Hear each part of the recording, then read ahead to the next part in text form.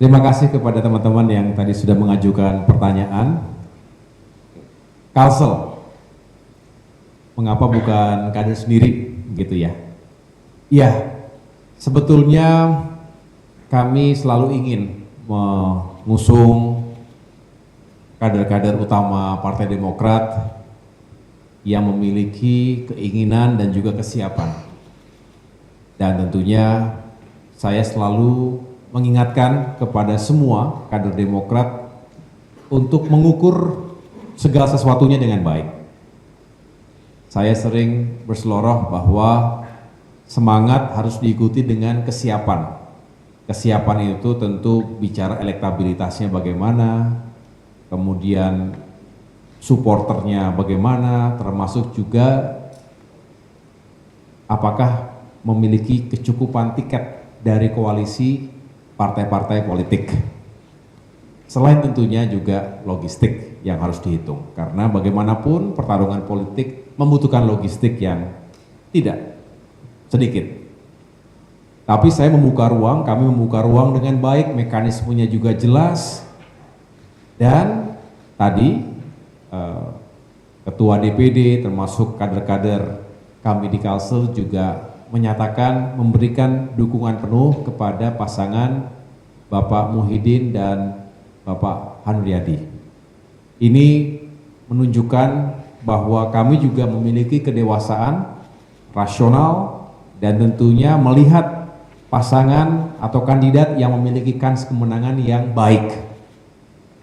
Jadi mungkin belum saatnya kader Demokrat maju secara langsung, tapi kami menjadi bagian penting dari koalisi yang dibentuk di Kalsel, dan mudah-mudahan seperti yang tadi kami sepakati bersama, Demokrat akan berperan dalam perjuangan, tapi juga insya Allah jika mereka menang menjadi gubernur dan wakil gubernur, maka kami juga akan memiliki peran yang baik dalam pemerintahan 5 tahun mendatang, baik di provinsi maupun di kabupaten kota, termasuk tentunya sinergi dengan jajaran parlemen di Kalsel, di DPRD yang ada di sana. Itu untuk Kalsel. Kemudian untuk Banten, teman-teman juga mengetahui selalu menarik untuk melihat dinamika dan konstelasi politik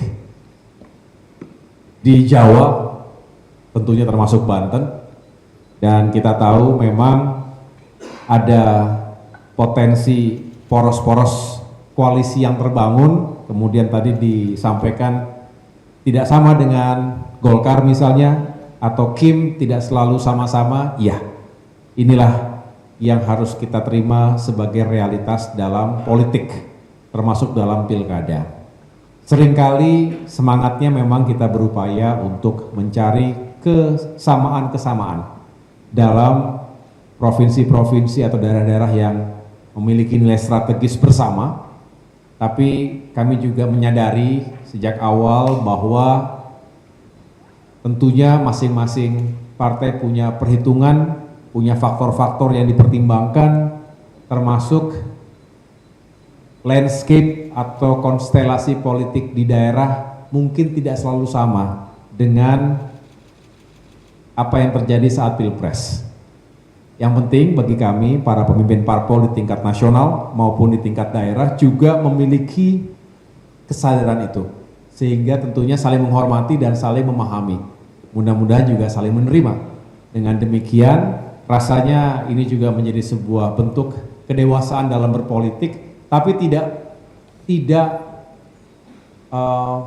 berarti Kim tidak kompak, bukan begitu. Tidak berarti Kim tidak solid, bukan begitu. Karena kami punya visi misi yang jauh lebih besar dari urusan pilkada satu dengan pilkada yang lain. Kami lihat Indonesia, bangsa ini, fokus pada upaya membentuk pemerintahan ke depan yang juga efektif, yang solid, yang juga bisa menjawab berbagai peluang dan tantangan bangsa ke depan.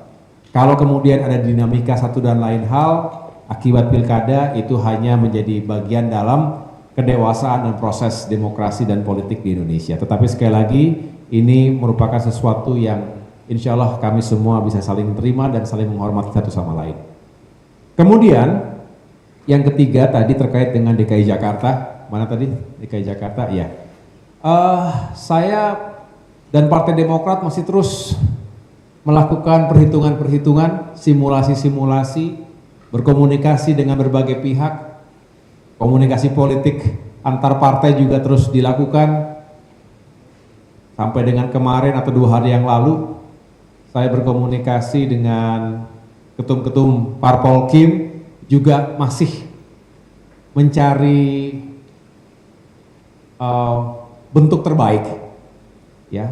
Tetapi tentunya belum ada keputusan terkait dengan DKI Jakarta. Jadi saya belum bisa berkomentar panjang tentang itu karena memang kami masih benar-benar menggodok dengan jernih dan tidak terburu-buru. Tetapi mudah-mudahan kalau nanti sudah lebih jelas saya akan sampaikan kepada teman-teman sekalian. Kemudian yang keempat terkait Sumatera Utara. Sumatera Utara tadi, ya, terima kasih. Ini juga sama, kami secara umum terus berkomunikasi dengan Demokrat yang ada di daerah, yang ada di Provinsi Sumatera Utara, termasuk juga kabupaten kota yang ada di sana untuk melihat menakar kans kemenangan ke depan untuk pilkada ini, dan tentunya juga sambil melakukan simulasi siapa pasangan yang paling baik, kira-kira begitu, yang benar-benar membawa kans kemenangan yang terbaik tentunya. Dan sekali lagi, kalau belum diumumkan ya tentunya masih dalam pertimbangan-pertimbangan tertentu, tetapi ya insya Allah kalau sudah lebih jelas semuanya pasti akan juga saya undang lagi teman-teman sekalian untuk menghadiri acara penyerahan rekomendasi seperti malam hari ini. Dan yang terakhir, di luar dari urusan pilkada tadi ya. Tadi siap yang bertanya ya. Tentu saya tidak bisa mengomentari karena pengangkatan atau pelantikan jajaran kabinet, apakah itu menteri atau wakil menteri, sepenuhnya merupakan hak prerogatif dari Presiden. Tentunya Bapak Presiden Joko Widodo memiliki pertimbangan-pertimbangan, alasan-alasan untuk melantik atau mengangkat 3 wakil menteri baru kemarin. Yang saya tahu tentunya saya hadir di acara tersebut, Wakil Menteri Keuangan, Wakil Menteri Pertanian, dan Wakil Menteri Investasi.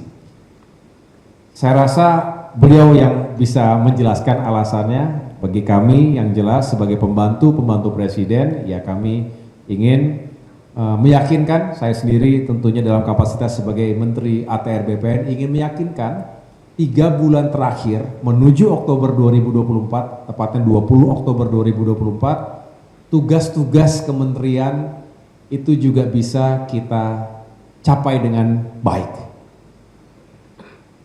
Berkejaran dengan waktu, iya. Kita ingin progresnya benar-benar optimal. Kalaupun ada yang belum tuntas karena berbagai alasan dan faktor, tentu kita juga harus mempersiapkan landasan yang solid, fondasi yang kokoh untuk menyiapkan agar pemerintahan 5 tahun ke depan juga bisa melanjutkan segala hal yang baik, yang positif yang telah tercapai, sekaligus melakukan perbaikan-perbaikan terhadap yang belum tuntas, belum sempurna betul. Inilah semangat dari keberlanjutan dan juga sekaligus melakukan perbaikan dan penyempurnaan. Saya rasa semangat ini yang ditanamkan oleh Bapak Presiden Joko Widodo, dan juga hal yang sama diyakini oleh Presiden terpilih kita Bapak Prabowo Subianto. Beliau selalu mengatakan kita lanjutkan segala yang sudah baik, bukan hanya 10 tahun terakhir ini, tapi juga di masa atau periode-periode sebelumnya yang bagus-bagus kita bisa lanjutkan, bisa kita tingkatkan. Yang belum ya kita perbaiki bersama-sama. Jadi itu saja, saya tidak mengomentari terlalu banyak terkait dengan itu karena bukan menjadi kewenangan otoritas. Terima kasih teman-teman sekalian atas waktunya.